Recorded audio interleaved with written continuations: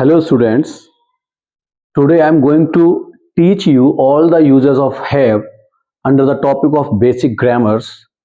I have already taught you about sentences, tense, about uses of be. Now today I am going to teach you different uses of have as the topic is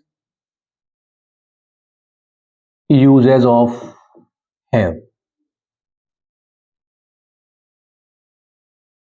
अब सभी बच्चे मेरी बात सुनेंगे ध्यान से कि have को हमने बहुत जगह देखा है, कई जगह तो हम हैव को समझ पाते हैं, रिलेट कर पाते हैं, but many times we get confuse that how have can be used या how have is used in this particular sentence. तो वही मैं आज क्लियर कर दूंगा इस छोटे से वीडियो में। आप जान पाएंगे हैव का बेसिक से लेके एडवांस तक का यूज।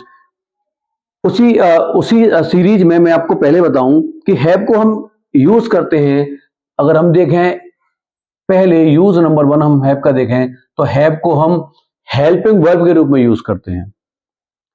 आप प्रेजेंट परफेक्ट टेंस पर जब आते हैं, फ्यूचर परफेक्ट पर आते हैं तो आपको हैव हेल्पिंग वर्ब के रूप में मिलता है, लेकिन मैं आपको हैव का प्रयोग मेन वर्ब के रूप में या और जो भी यूज है हैव के मैं आपको सब बताऊंगा। हेल्पिंग वर्ब वाला आप सभी जानते हैं तो उसको रिपीट करने की आवश्यकता नहीं है। तो मैं हैव का प्रयोग आपको बताने जा रहा हूं एज ए मेन वर्ब, मुख्य क्रिया के रूप में, या अन्य किस किस तरीके से हम हैव को यूज कर सकते हैं। सबसे पहले देखिए हैव मेन वर्ब के रूप में। देखिए हैव एक मेन वर्ब होती है जिसका अर्थ होता है to possess, POSSESS। To possess को बेटा हिंदी में बोलते हैं अधिकार दिखाना।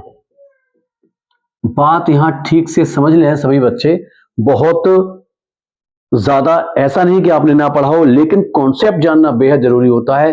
पढ़ा आपने सब कुछ है, लेकिन खुद उसको इंप्लीमेंट कैसे करेंगे, कभी पढ़ाने का मौका मिला तो कैसे किसी को समझाओगे, कैसे किसी एग्जाम को क्रैक करोगे, हैव के बारे में कोई भी क्वेश्चन आता है तो वो मैं आपको समझाने जा रहा हूं। हैव हेल्पिंग वर्ब तो होती है प्रेजेंट परफेक्ट में और फ्यूचर परफेक्ट में भी विल और शैल के साथ लग जाती है, लेकिन हैव का प्रयोग हम जान रहे हैं एक मुख्य क्रिया के रूप में। देखिए जब भी कोई वर्ब मेन वर्ब हो तो आप समझ जाइए कि उसकी 3 फॉर्म्स होंगी, उसकी एक हिंदी अर्थ भी होगा और उसकी 3 फॉर्म्स भी होंगी। लाइक अगर मैं कहूं ड्रिंक तो ड्रिंक की हिंदी होती है पीना, उसकी सेकंड फॉर्म होती है ड्रिंक और थर्ड फॉर्म होती है ड्रंक। अगर मैं कहूं ईट, ईट की हिंदी होती है खाना, उसकी सेकंड फॉर्म होती है एट और थर्ड फॉर्म होती है ईटन। इसी तरीके से हैव भी एक मेन वर्ब है जिसका अर्थ होता है बेटा अधिकार दिखाना, टू पजेस, और इसकी भी सेकंड और थर्ड फॉर्म होंगी। जब एक मेन वर्ब है तो इसकी सेकंड फॉर्म भी होगी और थर्ड फॉर्म भी होगी। तो आप देखिए जब हम इसे फर्स्ट फॉर्म के रूप में यूज करते हैं तो ये होती है बेटा हैव। सेकंड फॉर्म के रूप में ये होती है हैड और थर्ड फॉर्म के रूप में ये होती है हैड।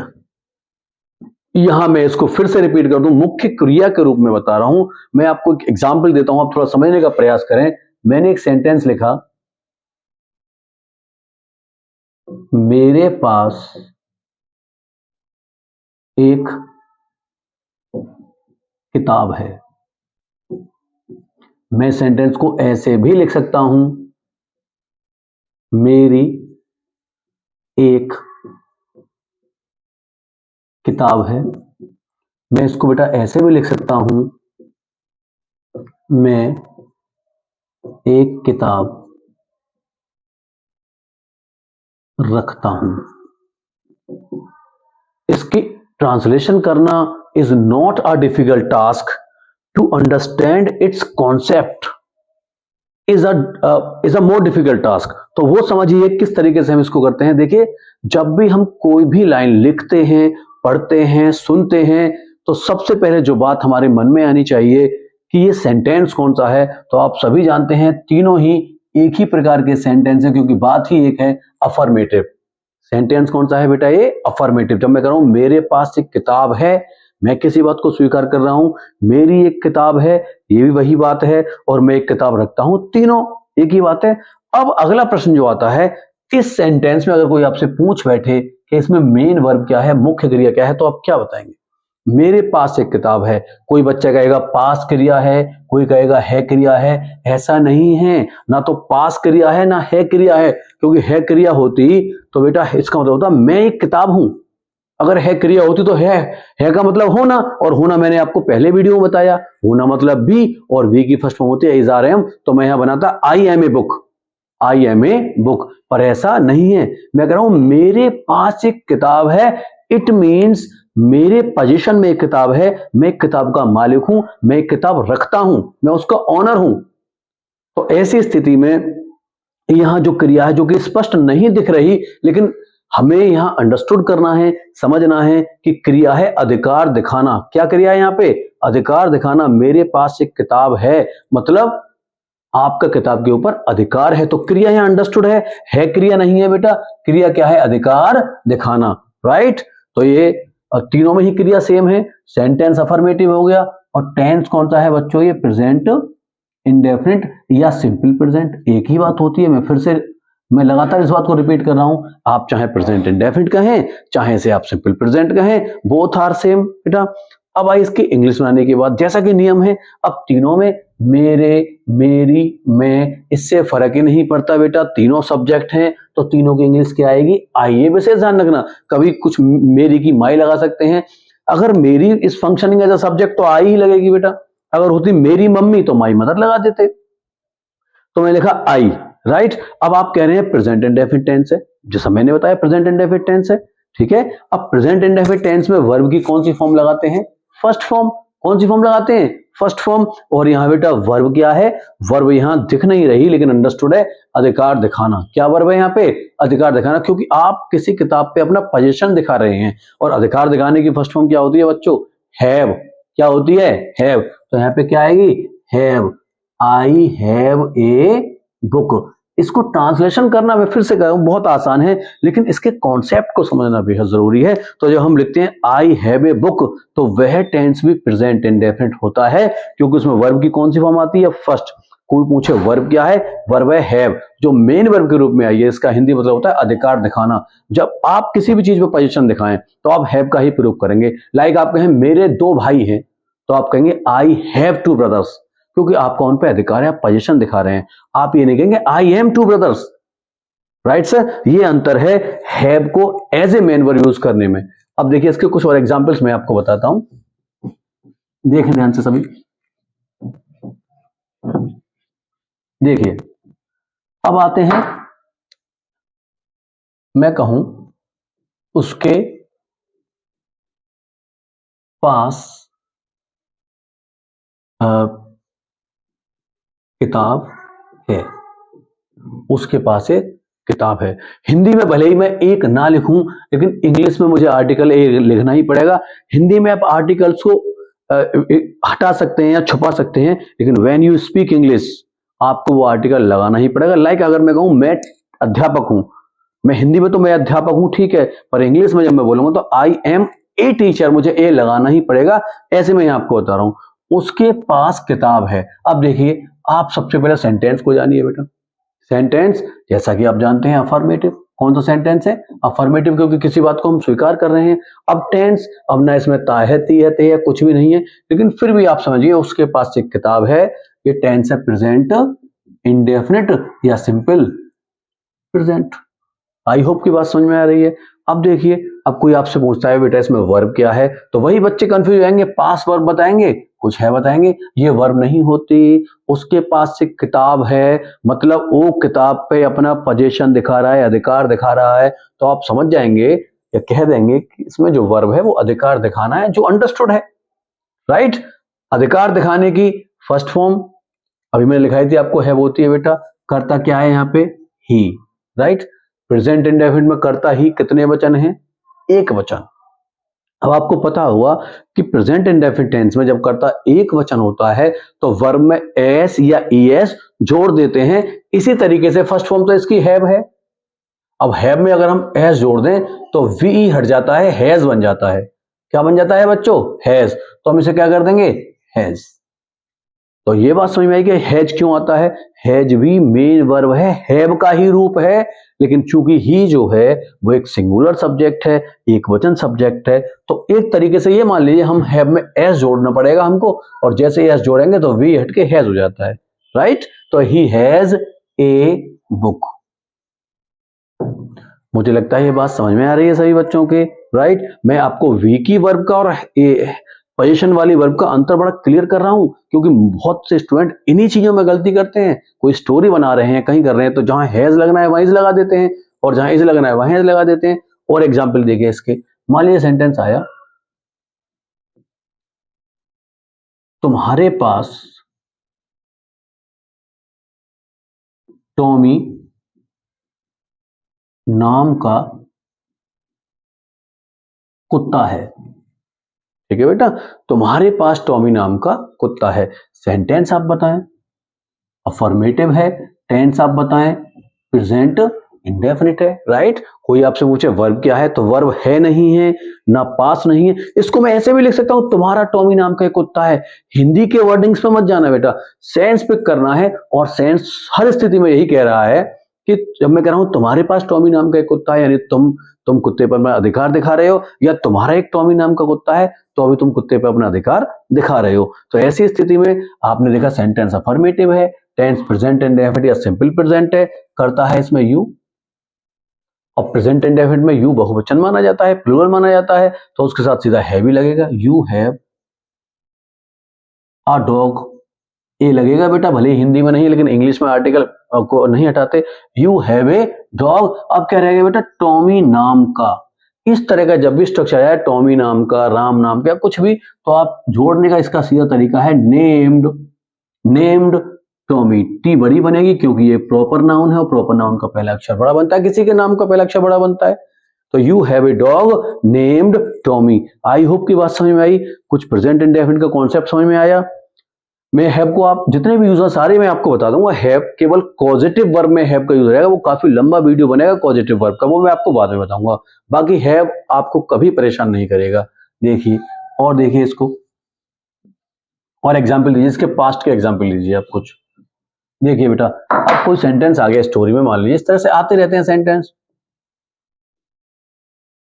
एक राजा के दो पुत्र थे।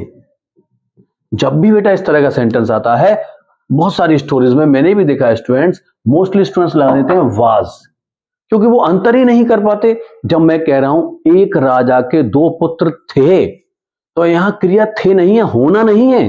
राजा दो पुत्र नहीं था, राजा के दो पुत्र थे, यानी राजा दो पुत्रों के ऊपर अपना पोजीशन दिखा रहा है, अधिकार दिखा रहा है। तो यहां जो वर्ब है वो अंडरस्टूड है, पोजीशन दिखाना, और पोजीशन दिखाने का मैंने आपको बता दिया बेटा, हैव फर्स्ट फॉर्म होती है।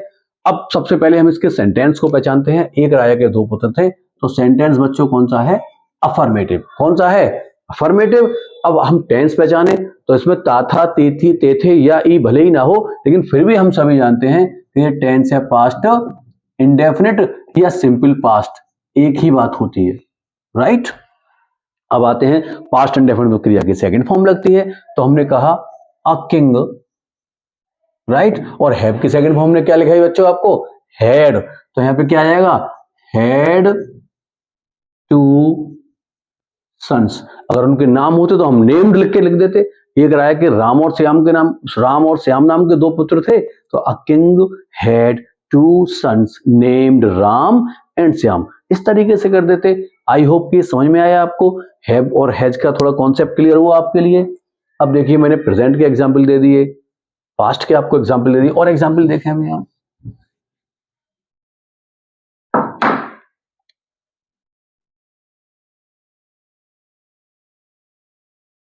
सीमा के पास एक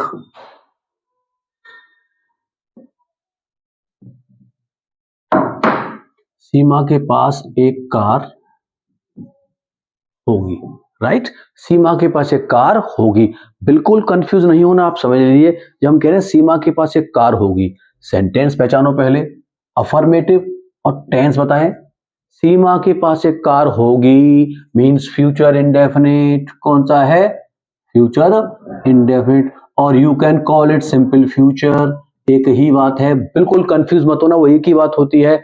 अब गया सीमा के पास एक कार होगी, कोई आपसे पूछे इसमें वर्ब क्या है? वही सीमा के पास एक कार होगी, मतलब सीमा किसी कार पे अपना अधिकार दिखाएगी।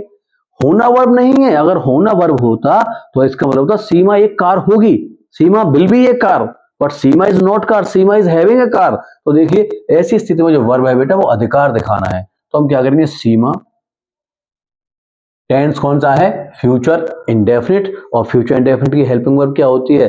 विल और शैल। सीमा के साथ क्या लगेगा? विल। ठीक। अब अधिकार दिखाने की फर्स्ट फॉर्म क्या होती है बेटा? हैव। और फ्यूचर इंडेफिनिट में कौन सी फॉर्म लगाते हैं? First form. तो यहाँ पे हैव एज इट इज आ जाएगा, सीमा विल हैव ए कार। मैंने एक स्ट्रक्चर इसलिए बताया कि जब भी कोई स्टूडेंट्स विल हैव देखेगा तो सबसे पहले बोलेगा सर ये फ्यूचर परफेक्ट टेंस है। नहीं, ये फ्यूचर परफेक्ट टेंस नहीं है, क्योंकि विल हैव फ्यूचर परफेक्ट की हेल्पिंग वर्ब होती है। पर ऐसा नहीं है बेटा, यहाँ केवल जो हेल्पिंग वर्ब है वो विल है, ये हेल्पिंग वर्ब है, और जो मेन वर्ब है वो हैव है, जो अधिकार दिखाने के अर्थ में प्रयोग की गई है। सीमा विल हैव ए कार, मतलब सीमा के पास एक कार होगी या सीमा एक कार रखेगी, ऐसे भी बोल सकते हैं। ये आई होप कि क्लियर है, बात समझ में आएगी आपके। और हैव के एक दो यूज देखिए।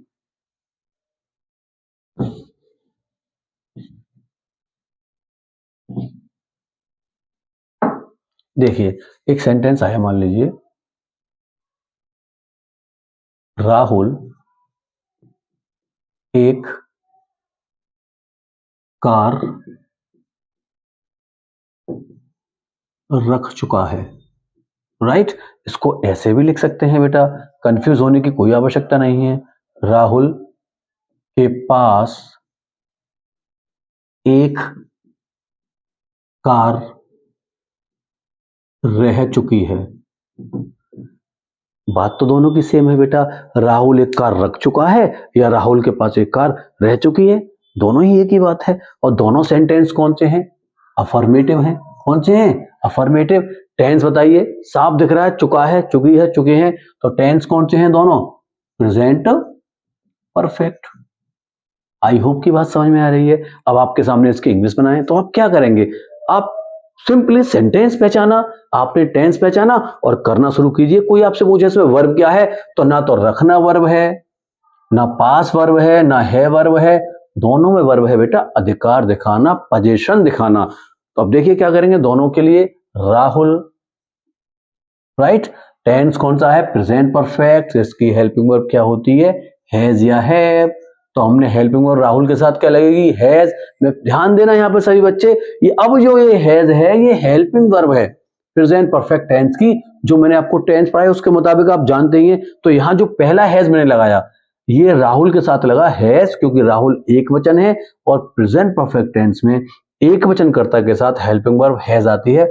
मान लीजिए राहुल की जगह यू होता तो मैं हैव लगाता, राइट। ये तो हेल्पिंग वर्ब हो गई। अब जो वर्ब है आपकी अधिकार दिखाना, उसकी जो जिसका मीनिंग होता है हैव, लेकिन हमें प्रेजेंट परफेक्ट में कौन सी फॉर्म लगानी है बच्चों? थर्ड। कौन सी लगानी है? थर्ड। तो हैव की थर्ड फॉर्म क्या होती है? Had. Rahul has had a car. I hope की बात समझ में आई। देखिए don't get confuse by seeing has and had together, because has is a helping verb while had is the third form of main verb. To possess, अधिकार दिखाना, जिसकी first form have होती है और हैव की थर्ड फॉर्म क्या होती है? हैड। आई थिंक ये कॉन्सेप्ट क्लियर है। हैज हैड साथ साथ आ सकते हैं, अगर आप चाहें तो हैव और हैड आ सकता है, या हमें राहुल की जगह तुम लगा दूं, हम लगा दूं, तो फिर हमें हैव लगाना पड़ेगा और हैव के साथ हैड भी आ सकता है। और मैं इसको कर दूं राहुल एक कार रख चुका था, तो पास्ट परफेक्ट हो जाएगा, तो दो हेड आ जाएंगे बेटा, एक पास्ट परफेक्ट का हेड और एक थर्ड फॉर्म का हेड। मैं आपको एक एग्जांपल बता देता हूं, देखिए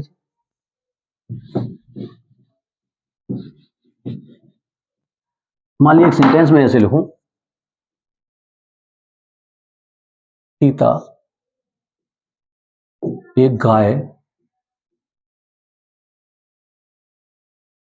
रख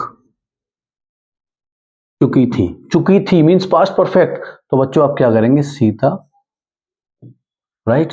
पास्ट परफेक्ट की हेल्पिंग वर्ब क्या होती है बेटा? हैड। क्या होती है? हैड। और जो अधिकार दिखाने की थर्ड फॉर्म क्या होती है? हैड। तो सीता हैड ए काओ। ये भी सेंटेंस बिल्कुल ठीक है। जब भी दो बार हेड आए तो आपको समझना है कि एक हेड हेल्पिंग वर्ब है और दूसरा हेड वर्ब की थर्ड फॉर्म है। अधिकार दिखाने के और भी सेंस में आ सकता है, मैं आपको ये और आगे बताऊंगा, लेकिन यहां जो हेड आया है वो हैव की थर्ड फॉर्म है। और कौन से हैव की? जो हैव मेन वर्ब है, जिसका हिंदी मतलब है अधिकार दिखाना। आई होप कि क्लियर है। इस तरह हम लगा सकते हैं।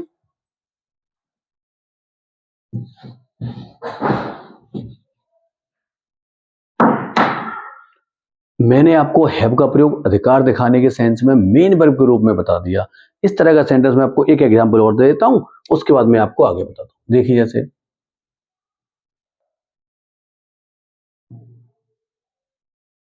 हमारे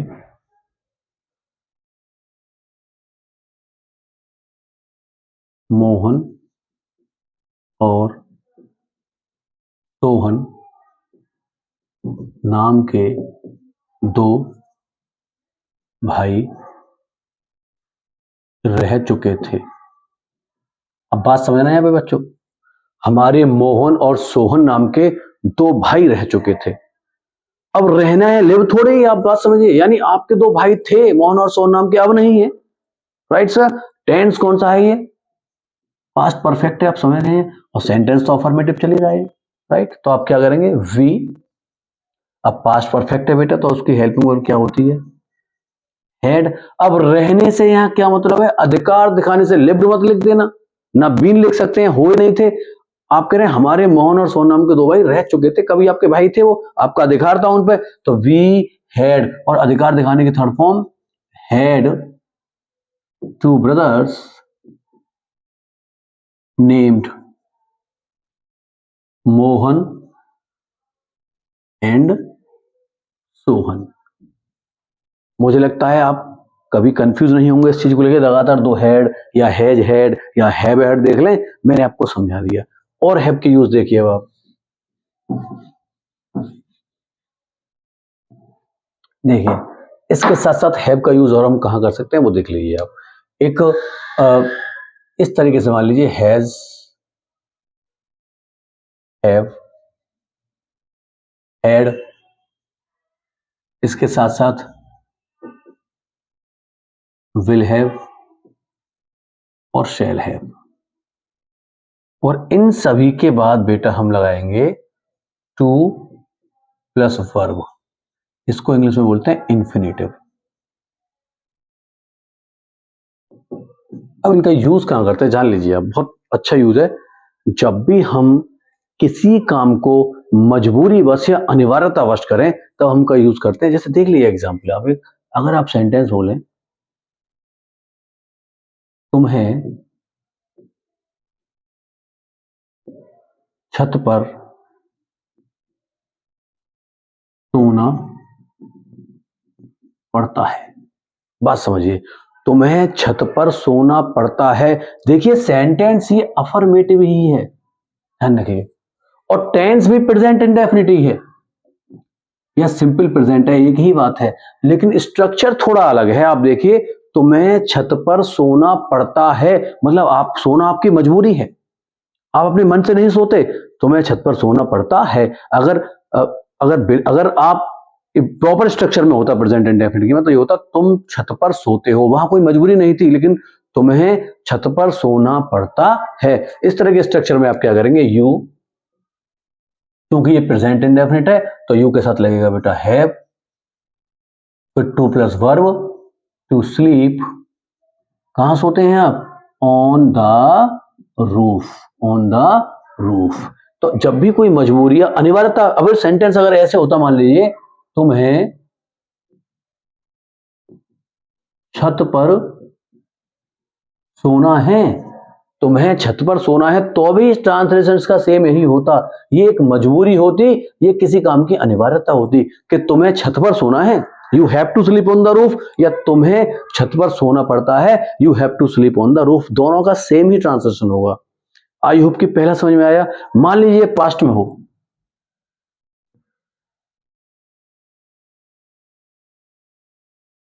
सेंटेंस इस तरह से आ जाए,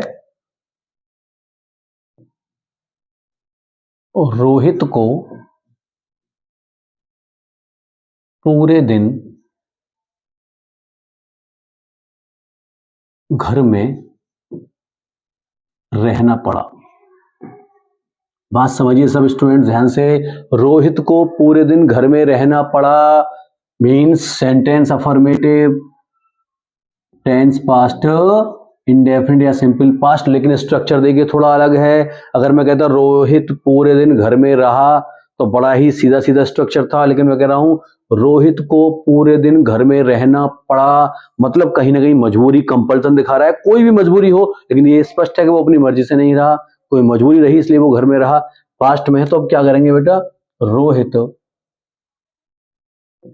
उसके बाद क्या आएगा, हैड। क्या आएगा बेटा, हैड। चूंकि पास्ट में सेकंड फॉर्म लगाते हैं तो क्या करेंगे, हैड, फिर क्या लगा देंगे, टू, और रहने की आप यहां लगाएंगे remain in house, in house पूरे दिन, all the day long, all the day long. I hope की बात समझ में आई बेटा। ये भी सेकंड फॉर्म ही है, ध्यान रखना एक तरीके से। ये फाइनाइट वर्ब है जो सेकंड फॉर्म के रूप में, ये नॉन फाइनाइट वर्ब है, इसको इन्फिनिटिव बोलते हैं हम।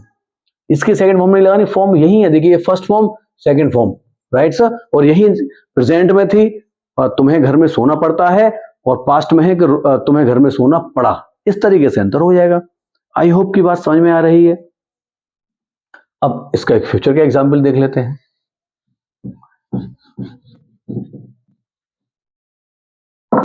फ्यूचर में इस तरह से एग्जाम्पल आ सकता है, हमें कल अलीगढ़ जाना पड़ेगा। देखिए आप, हमें कल अलीगढ़ जाना पड़ेगा मीन्स सेंटेंस तो अफर्मेटिव ही है, और टेंस भी फ्यूचर इंडेफिनिट या सिंपल फ्यूचर है, लेकिन स्ट्रक्चर इज डिफरेंट।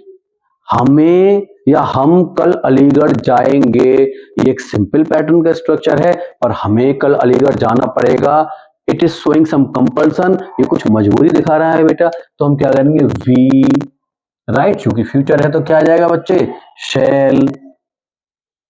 फिर क्या आएगा, ये फर्स्ट फॉर्म है हैव, क्योंकि फ्यूचर फर्स्ट फॉर्म लगाते हैं। फिर ये इनफाइनाइट वर्ब जोड़ देंगे, टू गो टू अलीगढ़, और कल की क्या लगाएंगे बच्चों, टुमारो।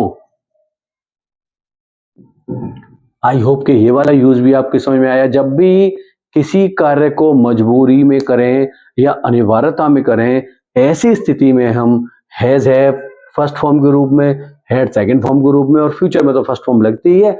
और ये परफेक्ट में इस तरह आती नहीं, तो प्रेजेंट में, पास्ट में हैज, हैव, हैड लगा के और टू प्लस वर्ब लगा के इनको जोड़ देते हैं। आई थिंक हैव का ये भी यूज क्लियर है। अब हैव के और यूज देख लीजिए आप, कहां कहां हैव आ सकता है।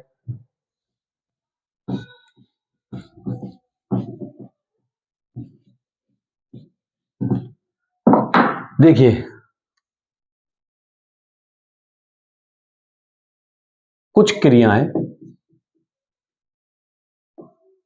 जैसे खाना, पीना, सोना, आराम करना, आनंद करना, बिताना आदि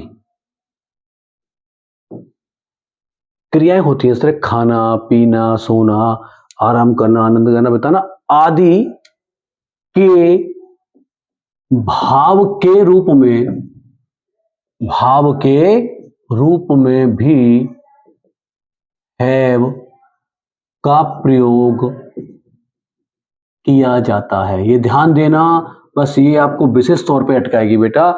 क्रिया से खाना, खाने की आप जानते हैं ईट, एट, ईटन तीनों फॉर्म होती हैं। पीने की ड्रिंक, ड्रिंक, ड्रंक। सोने की स्लीप, स्लेप्ट, स्लेप्ट।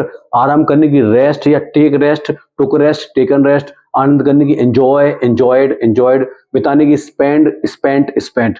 इनकी जगह भी हम हैव का प्रयोग कर सकते हैं, वो सेंस अंडरस्टूड होगा। मैं आपको एग्जाम्पल देकर समझा रहा हूं, आप बात समझना, आप कभी हैव के यूज में नहीं अटकेंगे।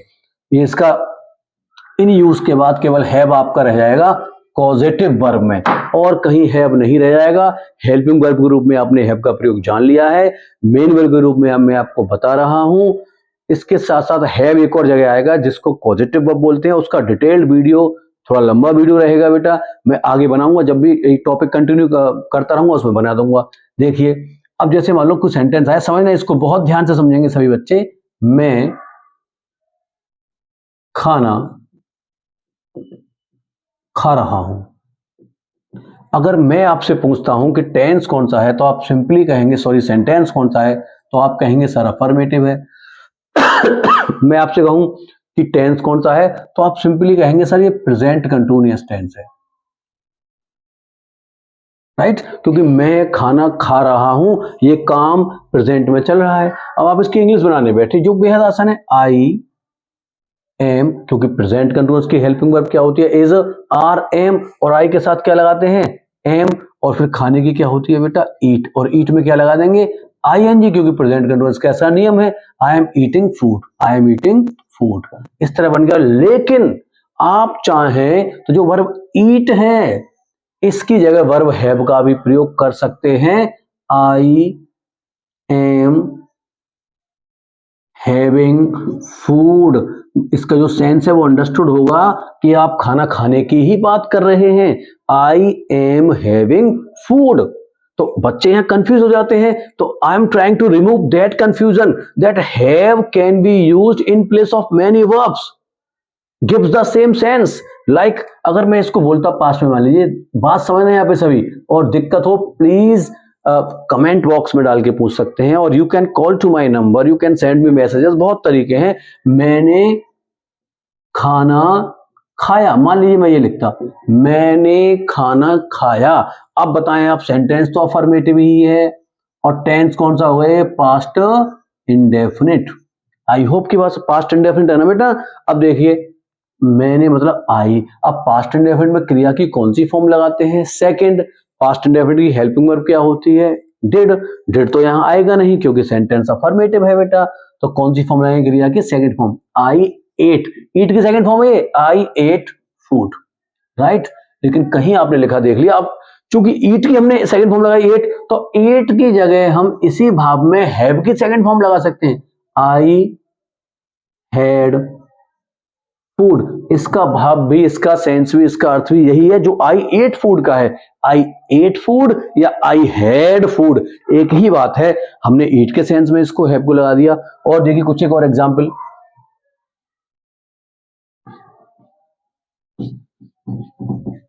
मान लीजिए एक सेंटेंस आया, मैं अब आराम करूंगा, राइट, समझ लीजिए, मैं अब आराम करूंगा। मैंने आपसे पूछा बच्चों सेंटेंस कौन सा है, आप कहेंगे सर अफर्मेटिव है। फिर मैं पूछूं आपसे टेंस कौन सा है, आप कहेंगे फ्यूचर इंडेफिनिट है या सिंपल फ्यूचर है। मैं इन बातों को बेटा इसलिए रिपीट करता हूं क्योंकि कभी कभी बातें सुनने से भी सीख जाते हैं हम, ठीक है, इसलिए मैं बार बार रिपीट कर देता हूं। अफर्मेटिव है क्योंकि हम किसी बात को स्वीकार कर रहे हैं, फ्यूचर इंडेफिनिट है क्योंकि मैं अब आराम करूंगा, फ्यूचर की ओर इशारा कर रहे हैं। अब देखिए आप क्या करेंगे इसके लिए, आपने बोला आई, राइट, मैं की आई होगी बेटा। फ्यूचर इंडेफिनिट की हेल्पिंग वर्ब विल और शैल होती है, आई के साथ क्या लगाते हैं, शैल, आई शैल, राइट। आराम करने के लिए आप लगाते हैं टेक रेस्ट, एक तो लगाते हैं आई शैल टेक रेस्ट नाउ, ठीक है। लेकिन आप चाहे तो टेक की जगह हैव भी लगा सकते हैं और वही भाव देगा, आप लिख देंगे आई शैल हैव रेस्ट नाउ। समझ जाना, हैव मुख्य क्रिया है, मुख्य क्रिया की फर्स्ट फॉर्म है जो आराम करने के सेंस में हमने लगाई है। आई होप की बात समझ में आई। अब देखिए आगे, और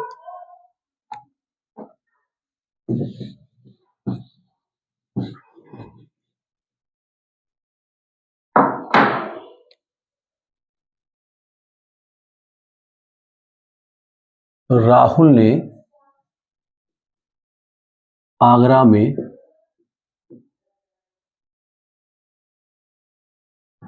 अच्छा समय बिताया।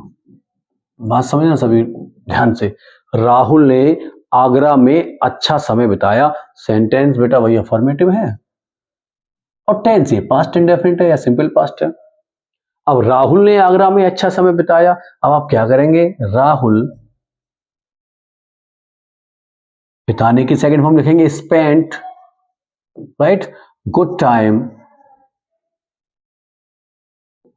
इन आगरा। बात समझ आई बेटा। लेकिन आप चाहे तो स्पेंट के सेंस में हैड भी लगा सकते हैं। Rahul had good time in Agra. Sorry मैं थोड़ा टाइम लिखना भूल गया। देखिए, Rahul had a good time in Agra. अब यहाँ हैड का सेंस बिताने से ही है। ये कुछ बात प्रैक्टिस के साथ आपके समझ में आ जाएंगी बेटा। जो उनके मीन्स होते हैं, सेंस होते हैं, वो अंडरस्टूड होते हैं। तो Rahul had a good time in Agra मतलब Rahul spend good time in Agra. इस तरीके से हम इसको यूटिलाइज कर सकते हैं। और देख लीजिए, एक यूपी बोर्ड क्लास 12th में एक सेंटेंस आया था नरेशन में, और उसको करने में बहुत सारे बच्चे बड़ा अटकते हैं। वो सेंटेंस इस तरीके से था, देख लीजिए से, मैंने कल बैठक की। मैंने कल बैठक की, मैं साफ लिख देता हूं मैं। अगर आप राइटिंग से दिक्कत हो बेटा तो मैं बोलता भी हूं इसी के साथ, मैंने कल बैठक की। अब देखिए, मैंने कल बैठक की, कल की साफ दिख रहा है कि टेंस पास्ट इंडेफिनिट और सेंटेंस अफर्मेटिव है। और उसने क्या किया, आई। अब की के लिए क्या करें, तो उसने बड़ा अच्छा हैव की सेकंड फॉर्म लगा दी, I had. I had a meeting, I had a meeting yesterday. I had a meeting yesterday. अब देखिए आप, हैड मेन वर्ब की सेकंड फॉर्म है कि नहीं, यानी कल मैंने एक मीटिंग की। अब यहाँ हैव का अपने आप भाव है मीटिंग करने के सेंस में बेटा। अब आधे स्टूडेंट्स उसको देख के कहेंगे पास्ट परफेक्ट है, लेकिन had is not helping verb here. Had has been used as a main verb here which is the second form of have. I had a meeting yesterday. बस मैं आपको एक तो एग्जांपल और बता दूं, उससे और क्लियर हो सके। देखिए जैसे,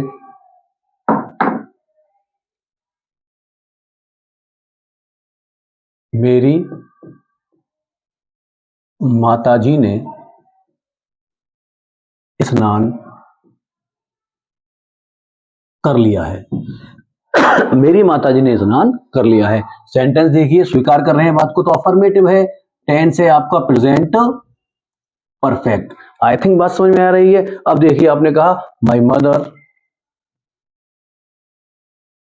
राइट, स्नान कर लिया है, प्रेजेंट परफेक्ट, जिसकी हेल्पिंग वर्ब क्या होती है, हैज और हैव। और माताजी के साथ क्या लगेगी बच्चों, हैज। अब करने के लिए आप क्या कर सकते हैं, एक तो लगा सकते हैं taken a bath, taken a bath. और चाहे तो बेटा टेकन की जगह आप लगा सकते हैं हैव की third form had. My mother has had a bath, जिसका मतलब करने से ही लगा लेंगे, अंडरस्टूड हो जाएगा, क्योंकि बात से पहले कर रहे हैं, बात से पहले हैव को लगा रहे हैं, तो आप समझ जाएंगे my mother has taken a bath या my mother has had a bath, अर्थात मेरी मम्मी ने स्नान कर लिया है। इस तरह हम हैव और हैड के प्रयोग कर लेते हैं। हेल्पिंग वर्ब के रूप में आप जानते हैं बेटा, प्रेजेंट परफेक्ट में, फ्यूचर परफेक्ट में बिल के साथ हैव लगा देते हैं। लेकिन मेन वर्ब के रूप में मैंने आपको हैव के, हैड के सारे प्रयोग समझा दिए। हो सकता है कुछ चीजें आपकी अनक्लियर रही हो तो आप मुझसे पूछ सकते हैं। अब हैव का एक और प्रयोग रह गया है केवल, मैं फिर से रिपीट कर दूं, पॉजिटिव वर्ब में। उसके सिवाय हैव आपको ग्रामर में नहीं मिलेगा। मोस्टली लगभग सब कवर हो गया है। तो मैं कभी पॉजिटिव वर्ब पे एक अच्छा वीडियो बनाऊंगा डिटेल, तब मैं आपको बताऊंगा। आज हैव के यूज में इतना ही, फिर आपसे मुलाकात होती है।